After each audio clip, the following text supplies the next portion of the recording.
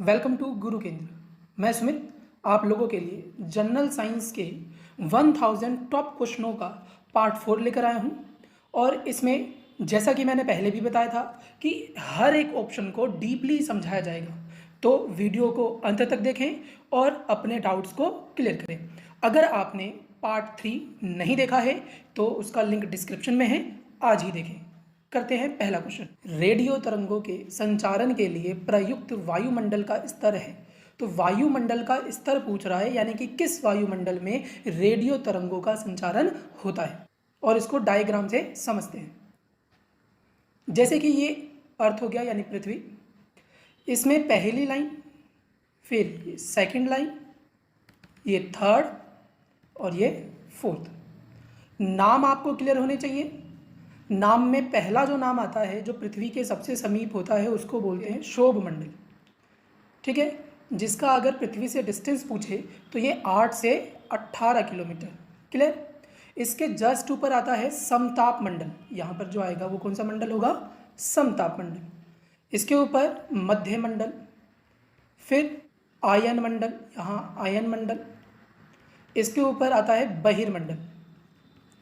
Distance की अगर बात करें तो 8 से 18, फिर ये आएगा आपका 50 किलोमीटर, फिर 80 किलोमीटर, और यहाँ पर 640 किलोमीटर से ऊपर जो है वो कौन सा मंडल आ जाएगा? बहिर्मंडल। इन मंडलों का प्रयोग हम विशेष प्रकार से करते हैं। जैसे कि शोभ मंडल में आपसे पूछे तो कौन सी घटनाएं हम देख सकते हैं, तो शोभ मंडल में आपका वर्षा के समय जो बिजली आती है, यानी बिजली, साथ ही साथ क्या देखना है? वर्षा, ठीक है। इसके जस्ट ऊपर जो आएगा यहाँ पर समताप मंडल पे, यहाँ पर हम गुब्बारे, मौसमी गुब्बारे, किसकी? मौसमी गुब्बारों की बात कर रहा हूँ मैं, जो मौसम की क्या देते हैं? जानकारी। और जेट इंजन, जेट यान जो है, ये सब किस में आएगा? समताप मंडल में। साथ ही साथ मैंने इससे पहले वाली वीडियो में आपको बताया था, अगर ओजोन की बात करें, O3 की बात करें, तो O3 भी किस में आता है? समताप मंडल में। आयन मंडल की बात करें यहाँ पर, इसकी आयन मंडल की, तो यहाँ पर रेडियो तरंगे, किसकी बात होगी? रेडियो तरंगों की। और हमारा जो क्वेश्चन पूछा है उस पर भी ध्यान दो, रेडियो तरंगों के संचारण के लिए प्रयुक्त वायुमंडल का स्तर कौन सा है? तो इसका सही आंसर जो हो जाएगा वो क्या हो जाएगा?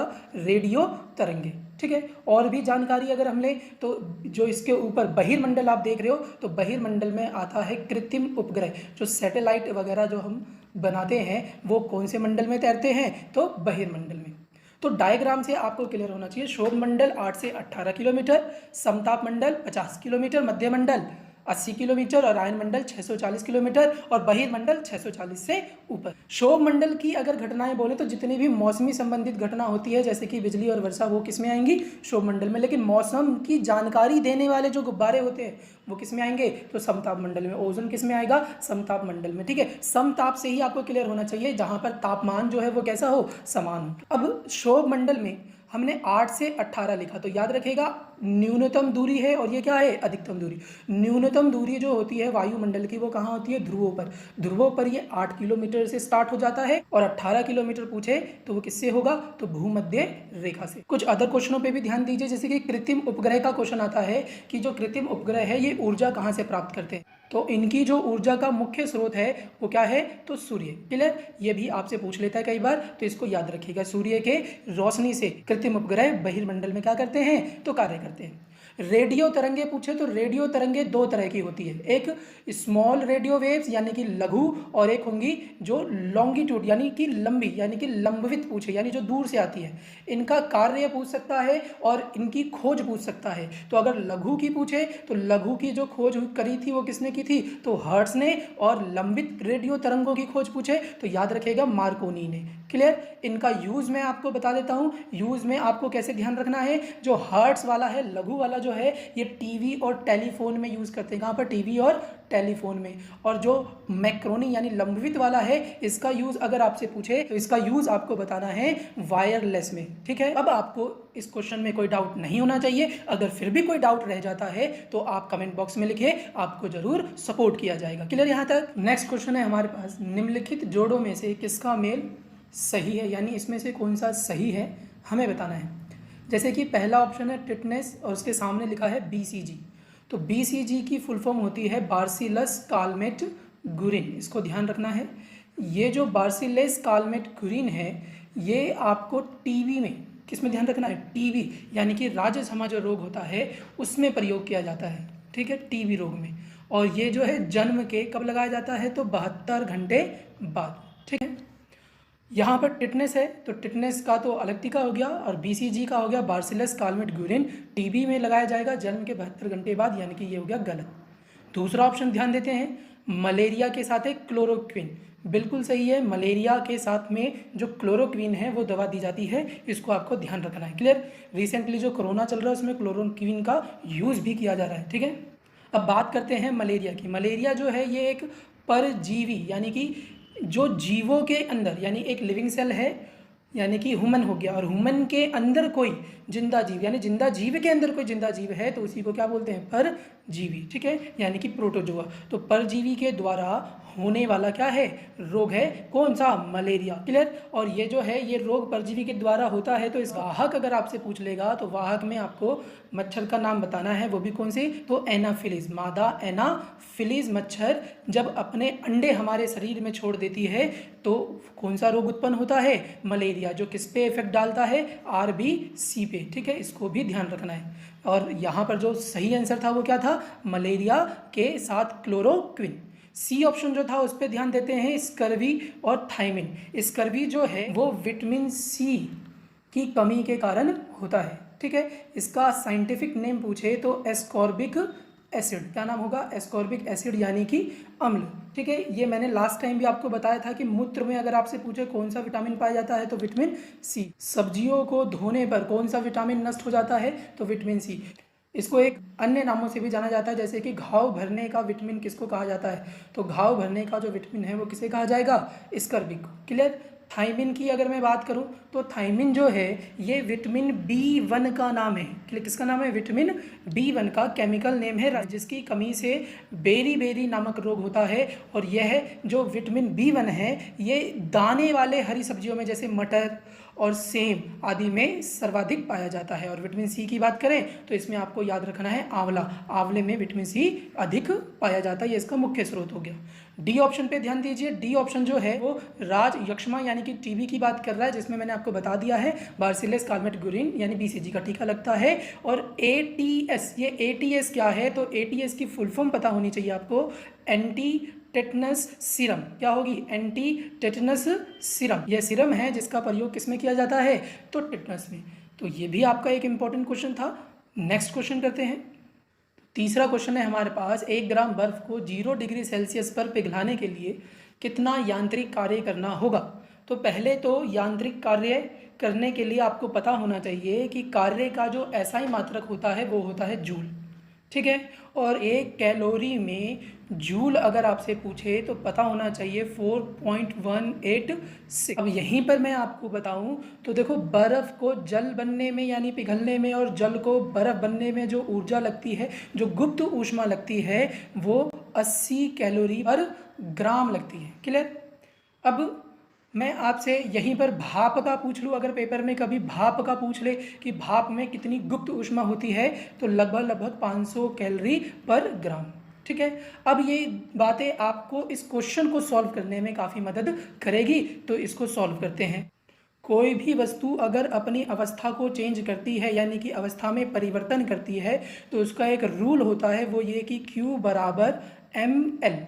Q जो है वो किसको रिप्रेजेंट करेगा, तो Q रिप्रेजेंट करता है हीट एनर्जी को, जो वो अवशोषित करे या फिर निष्कासित करे। M जो है वो क्या है, तो मास है, और L जो है वो क्या है, तो लेटेंट हीट है यानी कि गुप्त ऊष्मा है। हर पदार्थ की अपनी एक गुप्त ऊष्मा होती है, ठीक है। अब यहाँ पर Q यानी कि हीट एनर्जी आपसे पूछ रहा है, यानी कि काम पूछ रहा है, यांत्रिक कार्य पूछ रहा है, वो निकालना है हमें। और मास जो दे रखा है वो दे रखा है आपको कितना, 1 ग्राम।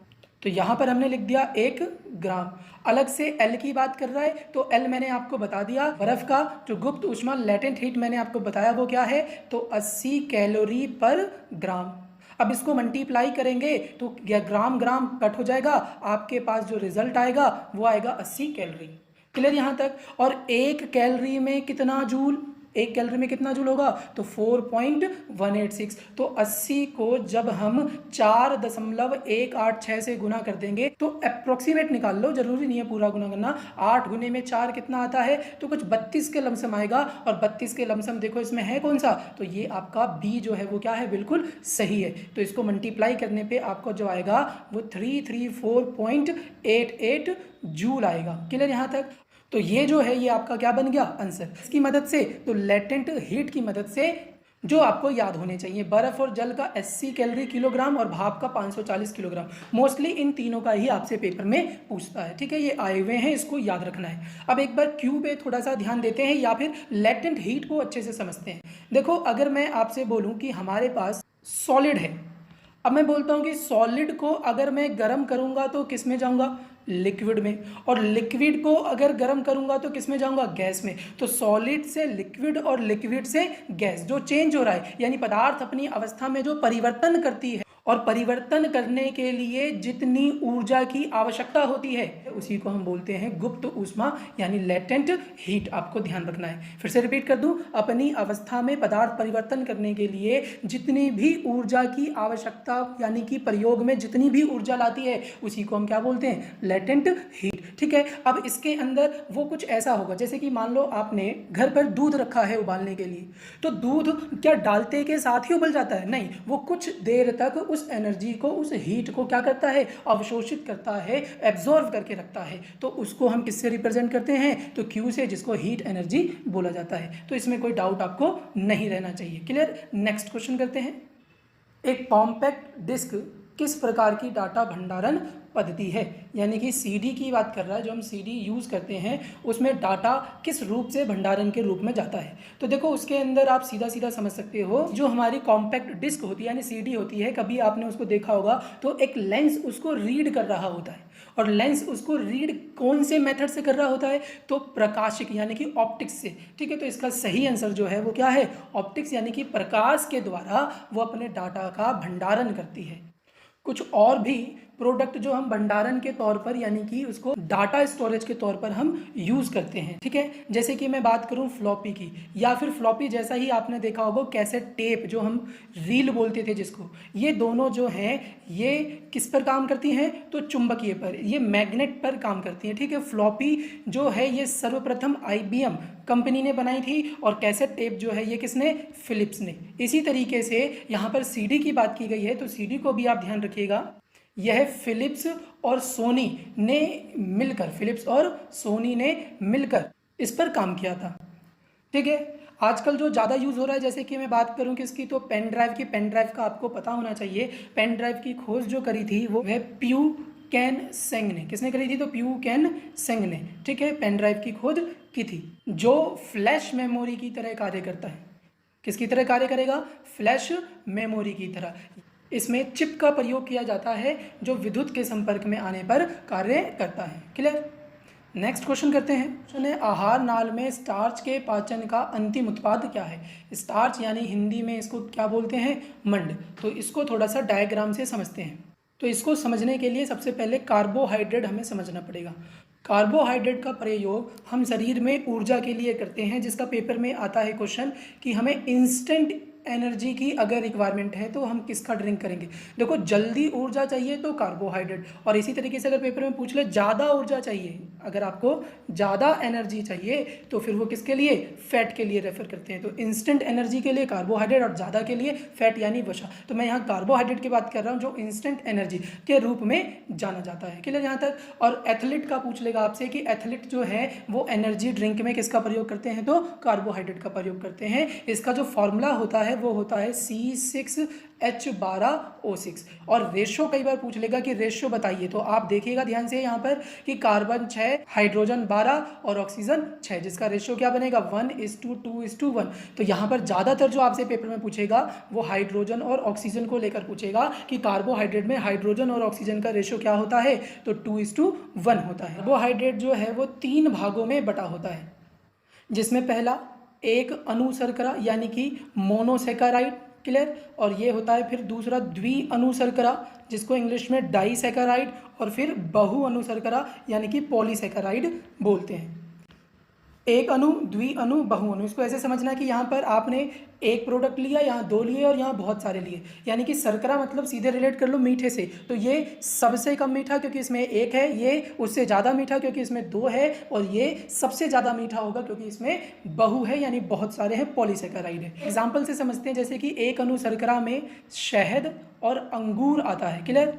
द्विअणु शर्करा में गन्ना, अनाज और दूध। इसी तरीके से बहुअणु शर्करा का एग्जाम्पल लें तो इसमें आप आलू लिख सकते हैं, चावल का मड लिख सकते हैं यानी माड़ हो गया, क्लियर, और सेलुलोज। शहद में आपसे पूछे कौन सा शर्करा पाया जाता है, यानी कि शहद मीठा किस कारण होता है, तो उसमें आंसर आपको देना है फ्रक्टोज के कारण। इसी तरीके से अंगूर में पूछे तो अंगूर जो है वो ग्लूकोज के कारण, क्लियर, ये आपको याद होने चाहिए, ये पूछा जाता है। गन्ने का पूछे तो गन्ना जो है वो सुक्रोज के कारण, अनाज में माल्टोज, ठीक है, और दूध मीठा होता है किसके कारण, तो लैक्टोज के कारण। आलू और चावल में आपका मंड आता है यानी कि स्टार्च, और सेलुलोज जो है पेड़ों की खाल यानी कि पेड़ों के सेल वॉल में पाया जाता है, जिसे हिंदी में कोशिका भित्ति कहते हैं। क्या कहते हैं, कोशिका भित्ति। तो अब सपोज आपने कार्बोहाइड्रेट का सेवन किया, तो कार्बोहाइड्रेट का सेवन करने के लिए इसका शरीर में पाचन होगा, और इसका पाचन जो है वो कहाँ होता है, तो मुख में, क्लियर। तो ये भी कई बार पूछा जाता है कि कार्बोहाइड्रेट का पाचन कहाँ होता है, मुख में।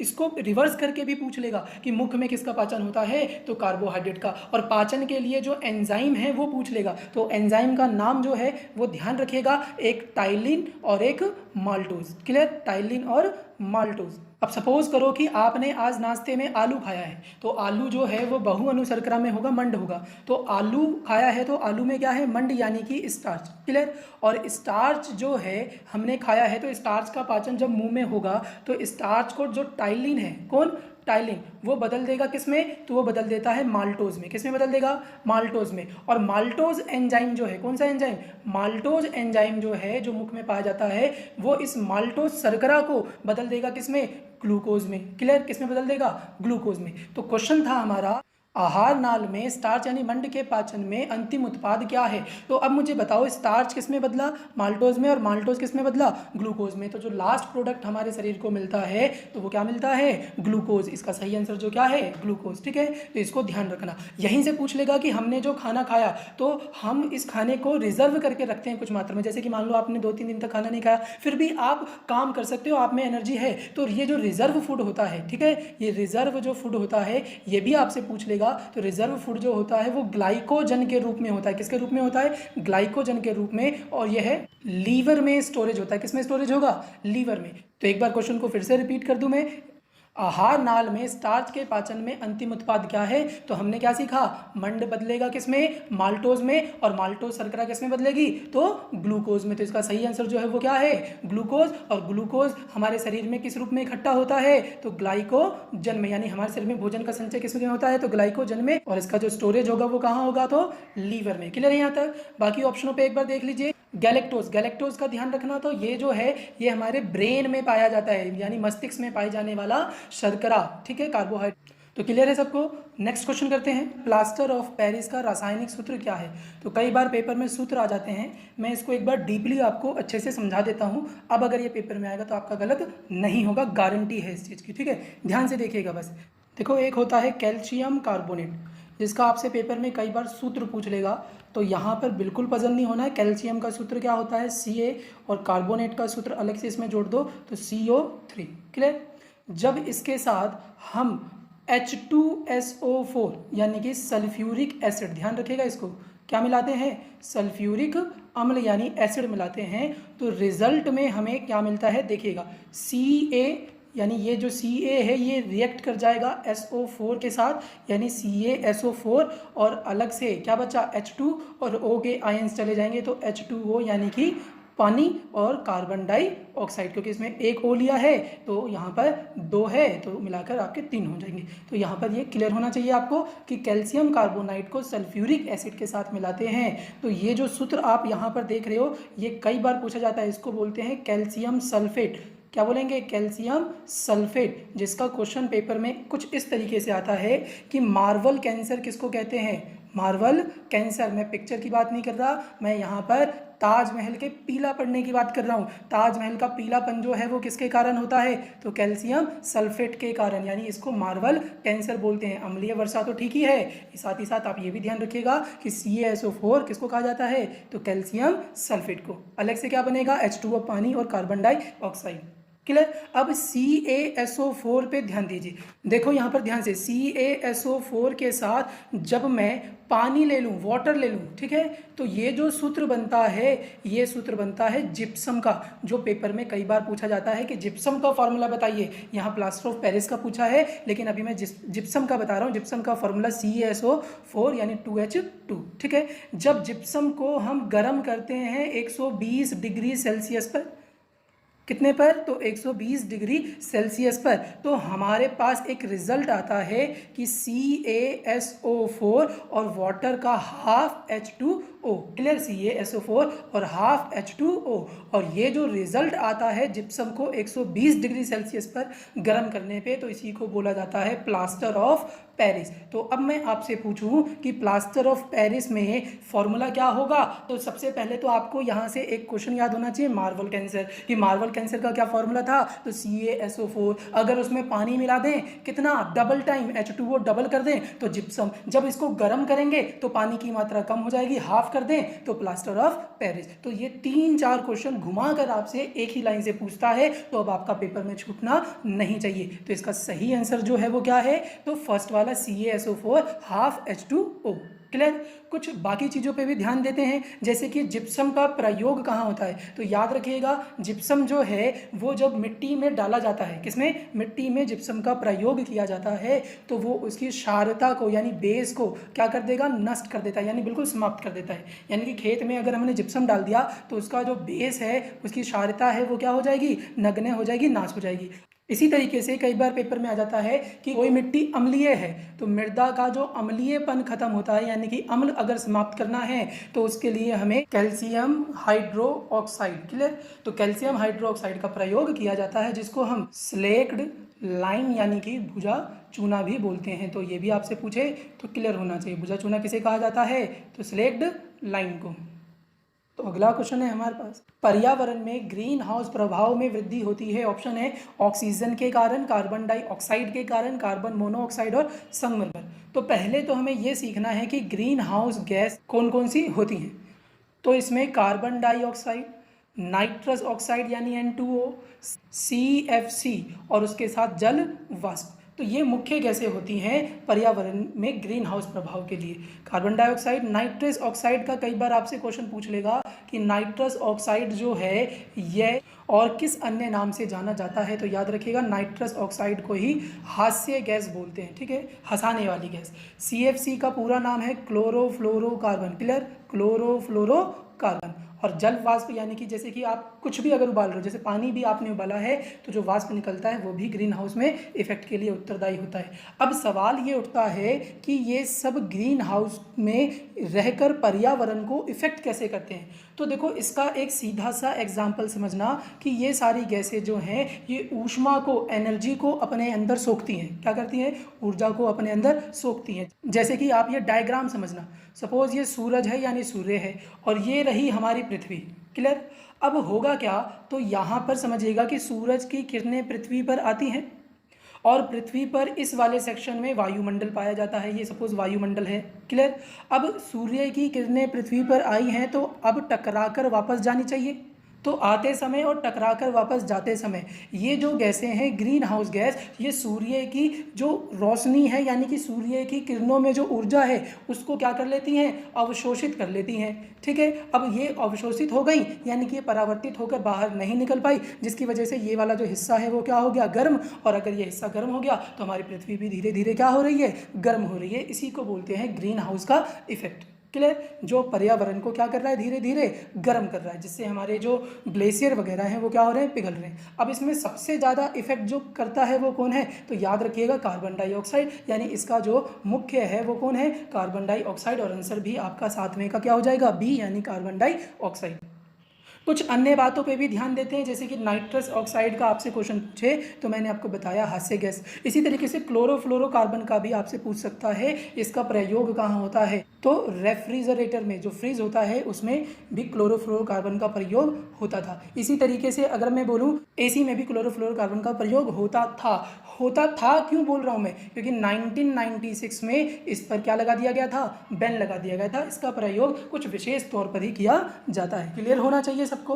अच्छा, कई जने पजल हो जाते हैं कार्बन डाइऑक्साइड और कार्बन मोनोऑक्साइड में, तो बिल्कुल पजल नहीं होना। कार्बन डाइऑक्साइड का फॉर्मूला होता है CO2 और कार्बन मोनोऑक्साइड का फॉर्मूला होता है CO। मोनो मतलब सिंगल पीस में पाया जाता है। यहाँ पर ऑक्सीजन का एक परमाणु होगा, यहाँ ऑक्सीजन कितने परमाणु में है, एक एटम में है, और यहाँ ऑक्सीजन के कितने परमाणु दिख रहे हैं आपको, 2 परमाणु। इसको ध्यान रखना। इसका निर्माण कुछ इस तरीके से होता है, जैसे कि मान लो आपने कोई वस्तु जलाई है, ठीक है, अगर वो वस्तु पूर्ण तरीके से जल गई, ठीक है, यानी पूर्ण दहन हो गया तो बनेगा कार्बन डाइऑक्साइड। अगर पूर्ण दहन नहीं हुआ, ठीक है, पूर्ण दहन नहीं हुआ तो वो फिर बनता है कार्बन मोनोऑक्साइड। ठीक है, तो अब इसमें आपको पजल नहीं रहना है। ठीक है, इसका एग्जाम्पल अगर आपसे पूछे तो गाड़ियों के जो पीछे धुआं निकलता है रिलीज होता है। चूहों के विष का रासायनिक नाम है, तो चूहों के विष का रासायनिक नाम आपसे पूछ रहा है। ऑप्शन है जिंक ऑक्साइड, जिसको ZNO भी बोलते हैं, जिंक फास्फाइड, इसका फॉर्मूला होता है ZN3P2। ये दोनों ध्यान रखने हैं आपको।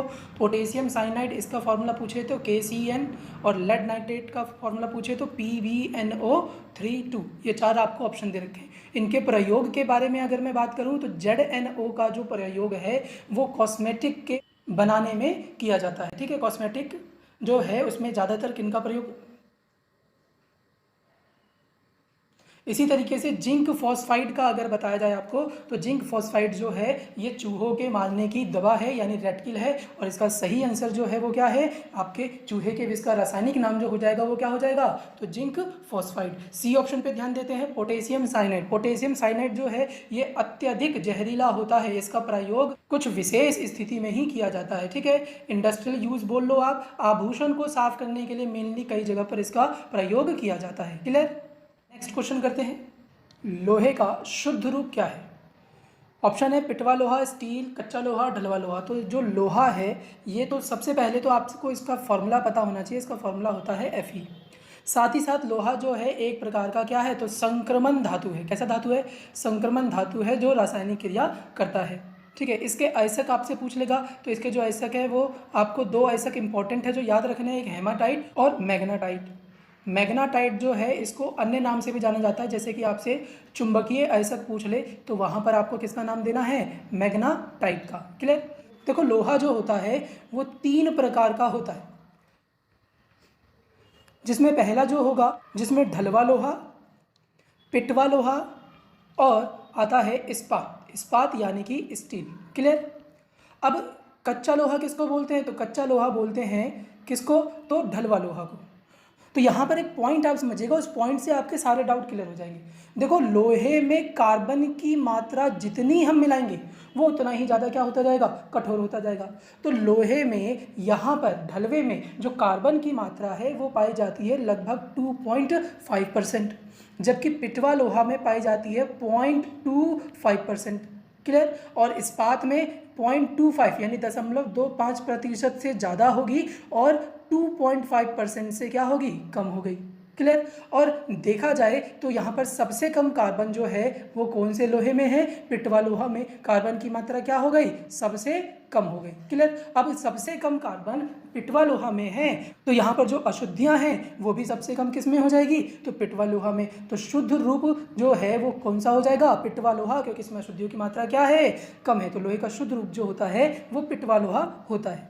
कुछ और भी अशुद्धियाँ पाई जाती है जैसे कि फॉस्फोरस, सिलिकॉन, मैग्नीज। मेनली जो आपको ध्यान रखना है वो कार्बन ध्यान रखना है। ठीक है, तो ये अशुद्ध रूप हो गया क्योंकि इसमें क्या पाई जाएगी, अशुद्धियाँ पाई जाएगी। कौन कौन सी, तो जैसे कि आप फॉस्फोरस बता सकते हो, सिलिकॉन बता सकते हो, मैग्नीज बता सकते हो। इसमें वो अशुद्धियाँ नहीं पाई जाती, बहुत कम होती है, तो ये शुद्ध रूप हो गया। और इस्पात जो मानव निर्मित है इसमें मानव अपने हिसाब से कार्बन की मात्रा बढ़ा या घटा कर, जैसे मैं इसका एग्जाम्पल लूँ तो इसमें आप क्रोमियम, निकेल और साथ ही साथ मैग्नीज को ध्यान रखिएगा। क्लियर।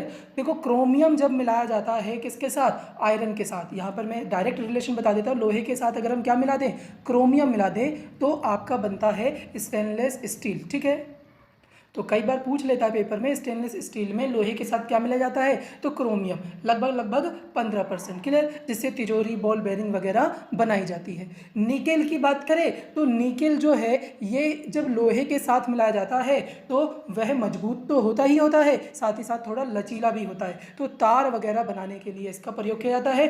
तो मेन जो यहाँ पर पूछा जाएगा कि इनवार किससे बनता है, याद रखिएगा किसकी बात कर रहा हूँ मैं, इनवार की। आपने घड़ी देखी होगी, घड़ी में जो पेंडुलम वाली घड़ी होती है उसके अंदर नीचे घंटा लगा होता है, तो उस घंटी का निर्माण जो होता है वो किससे होता है, इनवार से, जिसमें निकेल मिलाया जाता है कितने %, तो 36%। क्लियर, ये भी आपसे पूछा जाएगा कि घड़ी का पेंडुलम किससे बनाया जाता है, इनवार से, जिसमें निकेल मिलाया जाता है कितना, 36%। ठीक है, अब मैग्नीज का प्रयोग कैसे किया जाएगा, तो मैग्नीज का प्रयोग लोहे के साथ जब किया जाता है तो वो कठोर तो बनती ही बनती है, साथ ही साथ ये जल्दी घिसती नहीं है। ठीक है, जैसे कि आपने देखा होगा कहीं जगह पर जो मशीन वगैरह में जो बॉल बेरिंग वगैरह ये यूज़ किए जाते हैं, या फिर लोहे वगैरह काटने के लिए जो मशीन में जो लोहा प्रयोग किया जाता है वो जल्दी घिसता नहीं है, तो काटने की मशीन के लिए किसका प्रयोग किया जाता है, मैग्नीज का। इसी तरीके से रेजर बनाने में किसका प्रयोग किया जाएगा, मैग्नीज का। तो ये कुछ इंपॉर्टेंट क्वेश्चन थे, इसको ध्यान रखना है आपको। थोड़ी सी बातें और मैं अगर आपको बता दूं तो यहाँ पर आपसे 2 चीज़ें और पूछ लेगा जो इससे रिलेटेड है, तो ये आपका कंप्लीट हो जाएगा। देखो अगर मैं यहाँ पर लोहे के यौगिक की बात करूँ, कंपाउंड की बात करूँ, तो ये पेपर में कई बार आ जाता है। तो 2 कंपाउंड आपको याद रखने हैं, एक FeSO4 7H2O, ये फॉर्मूला ध्यान रखना है, FeSO4 7H2O। इसमें जो H2O है वो कितने टाइम्स है, 7 टाइम्स। अगर ये ना ध्यान हो तो मैंने आपको इससे जस्ट पहले वाले क्वेश्चन में आपको CaSO4 बताया था, याद होगा, CaSO4 जो किसके लिए उत्तरदायी था, तो मार्बल कैंसर के लिए। तो बस Ca की जगह क्या आ गया, यहाँ पर Fe आ गया। अब FeSO4 जो है ये आपका ग्रीन विट्रोल बनता है। क्या बनता है, ग्रीन विट्रोल, जिसको हरा कशिश या हरा थोथा बोलते हैं। इसका निर्माण जो है वो स्याही बनाने के लिए किया जाता है, इसको ध्यान रखना, ये भी कई बार पूछ लेता है पेपर में। इसी तरीके से एक आयरन सल्फाइड होता है, क्या होता है, आयरन सल्फाइड, ये भी आपसे पूछ लेगा कि आयरन सल्फाइड जो है इसका प्रयोग कहाँ किया जाता है, तो याद रखिएगा आयरन सल्फाइड का प्रयोग झूठा सोना, किसमें, तो झूठा सोना, जो नकली सोना है उसको बनाने में किया जाता है। क्लियर, तो ये सारे आपके इंपॉर्टेंट क्वेश्चन थे, इसको ध्यान रखना है और ज़्यादा से ज़्यादा इसको शेयर करना है। तो नेक्स्ट क्वेश्चन करते हैं। तो अगला क्वेश्चन है हमारे पास, परमाणु बम का आविष्कार किसने किया था। तो परमाणु बम का जो आविष्कार किया था वो जे रॉबर्ट ओपेनहीमर ने किया था, और इसका जो प्रयोग है वो सर्वप्रथम अमेरिका ने, किसने, अमेरिका ने किसके ऊपर किया था, जापान के ऊपर, जिसका क्वेश्चन मैंने आपको पहले बता रखा है, कहाँ पर, तो हिरोशिमा और नागासाकी। तो हिरोशिमा पर कब किया था, डेट याद रखना, तो 6 अगस्त 1945 को, और 9 अगस्त 1945 को कहाँ किया था, तो नागासाकी में। ठीक है, इस एक्सपेरिमेंट को अमेरिका ने मैनहट्टन के नाम से किया था। ये भी आपको क्लियर होना चाहिए कि मैनहट्टन एक्सपेरिमेंट जो है वो किससे संबंधित है, तो परमाणु बम से, जो अमेरिका ने किस पर गिराया था, जापान पर, 6 अगस्त और 9 अगस्त को। भारत में भी परमाणु बम का 2 बार परीक्षण किया जा चुका है, ये भी आपको ध्यान रखना है। ठीक है, पहला था पोखरण फर्स्ट, ये जो हुआ था ये आपका डेट था 18 मई 1974 को, और इस समय जो मिनिस्टर थी वो थी इंदिरा गांधी। इसका नाम पूछ लेगा कि इस एक्सपेरिमेंट को किस नाम से जाना जाता है, तो ये याद रखिएगा, स्माइलिंग बुद्धा। किस नाम से जाना जाएगा, स्माइलिंग बुद्धा के नाम से। क्लियर, और आगे अगर जैसे मैं आपसे पूछूं कि ये जो पोखरण फर्स्ट है और जो पोखरण सेकंड है, इसमें सक्सेसफुल कौन सा हुआ था, अभी रिसेंटली पिक्चर भी आई थी इसके ऊपर जॉन अब्राहम की, आपको याद होगा। तो पोखरण फर्स्ट जो है ये सक्सेसफुल नहीं हुआ था, कौन सा सक्सेसफुल हुआ था, पोखरण सेकंड यानी द्वितीय, और ये जो हुआ था ये 11 मई 1998 को हुआ था, और इस समय जो प्राइम मिनिस्टर थे वो थे अटल बिहारी वाजपेयी, ये आपको पता होना चाहिए। क्लियर यहाँ तक। और ये जो सक्सेसफुल एक्सपेरिमेंट हुआ था इसका क्या नाम था, तो इसका नाम अगर आपसे पूछ ले तो इसका नाम आपको क्लियर होना चाहिए, इसका नाम था ऑपरेशन शक्ति। क्या नाम था, ऑपरेशन शक्ति।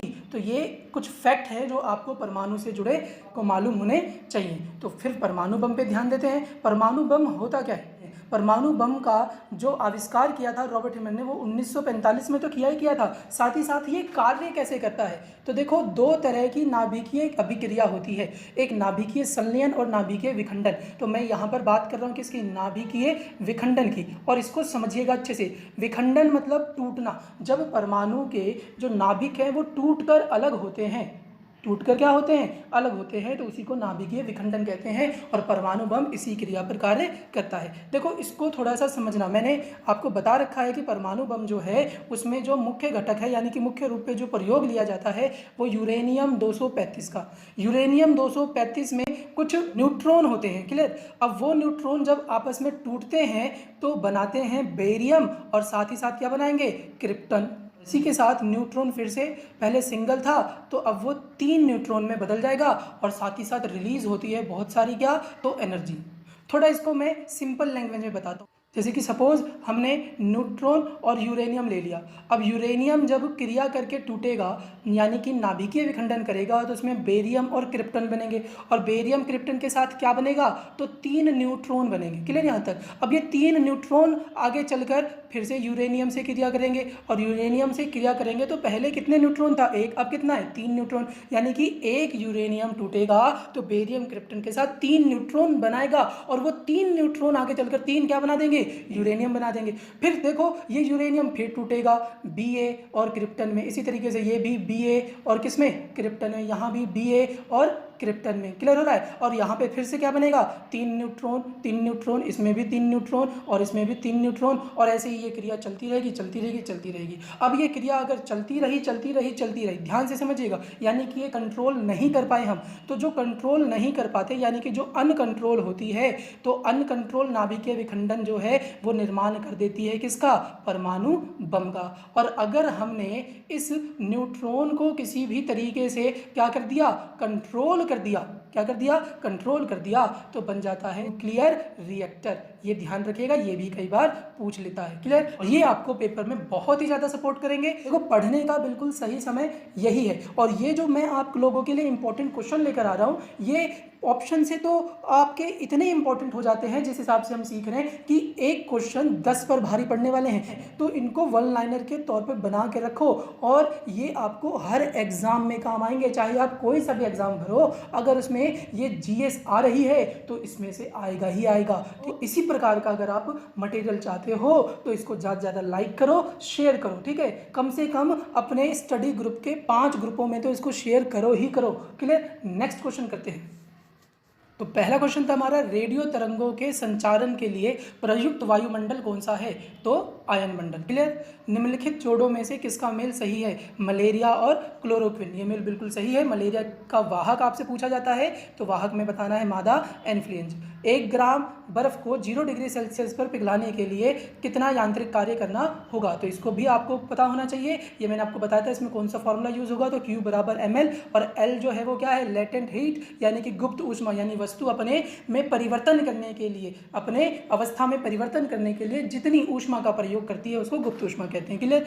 एक कॉम्पैक्ट डिस्क यानी CD किस प्रकार का डाटा भंडारण करती है, तो कॉम्पैक्ट डिस्क जो है ये प्रकाश के अनुसार कार्य करती है। आहार नाल में स्टार्च यानी मंड की बात कर रहा है, तो मंड के पाचन का जो अंतिम उत्पाद है वो क्या है, पूछा जा रहा है। तो देखो मंड जो है वो चेंज होगा किसमें, माल्टोज में, और माल्टोज से क्या बनेगा, तो ग्लूकोज, तो ग्लूकोज इसका सही आंसर है। प्लास्टर ऑफ पेरिस का रासायनिक सूत्र क्या है, तो CaSO4 हाफ H2O। अगर यहाँ पर H2O डबल हो जाए तो जिप्सम, और हाफ हो जाए तो प्लास्टर ऑफ पेरिस, ठीक है। जिप्सम को 120 डिग्री पर गर्म करने पर यह प्राप्त होता है। पर्यावरण में ग्रीन हाउस प्रभाव में वृद्धि होती है, तो ग्रीन हाउस जो है जिसमें कार्बन डाइऑक्साइड, नाइट्रस ऑक्साइड, ये सारी चीज़ें पाई जाती है जो ऊर्जा को अपने अंदर एब्जॉर्व कर लेती है, जिसमें मेन जो है वो कौन है, कार्बन डाइऑक्साइड। आगे चूहों के विष का रासायनिक नाम क्या है, तो जिंक फॉस्फाइड, जिसका फॉर्मूला आपसे पूछ लेगा Zn3P2। लोहे का शुद्ध रूप क्या है, तो पिटवा लोहा, जिसमें कार्बन जो है वो सबसे कम पाया जाता है। परमाणु बम का आविष्कार किसने किया था, तो रॉबर्ट ओपेनहेमर ने।